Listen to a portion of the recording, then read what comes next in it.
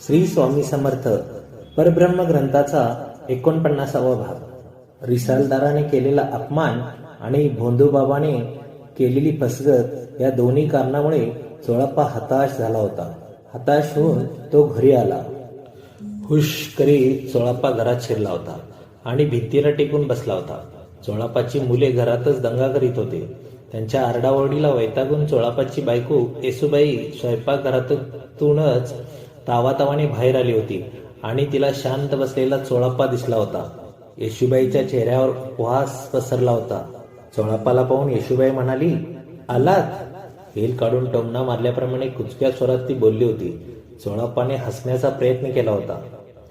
घातला ना कुठल्या तरी साधूच्या बोडक्यावर जेवण? धारदार आवाजात तिने विचारले होते. चोळप्पा उत्तर न देताच तिने नाक मुरडले होते. आता तुमच्या मनाला अगदी बरं वाटतं असेल, नाही का? येशूबाईने कुचक्या स्वरातच चोळप्पाला म्हणाली, अगं साधू संतांना जेवण घालणे हे सत्कर्म असतं. बाप्पा थोडा रागाच्या स्वरात बोलला. तर येशूबाई उद्गारली होती, आणि आपल्या मुलांना भरपूर जेवू घालणे म्हणजे दुष्कर्मच की नाही? काहीतरीच काय बोलतेस? झोंबलं बोलणं वाटतं. चोळप्पाने उत्तर दिलं नाही. आपले आरेला कार्य केले तर येशूबाई अधिकच संतापल या विचाराने तो गप्प राहिला. पण हे जे साधू संत आहेत ते तुमच्यासाठी साधू संत झालेले नाहीत, त्याची टेहाळणा करीत येसूबाई बोलली होती. त्यांना देवाचा शोध घ्यायचा म्हणून त्यांना संसाराचा त्याग केलाय. मी हे केलेलं नाही, चोळप्पा रागातच बोलला. म्हणूनच मला त्यांच्याबद्दल आदर वाटतो. पुरे झालं तुझं बोलणं.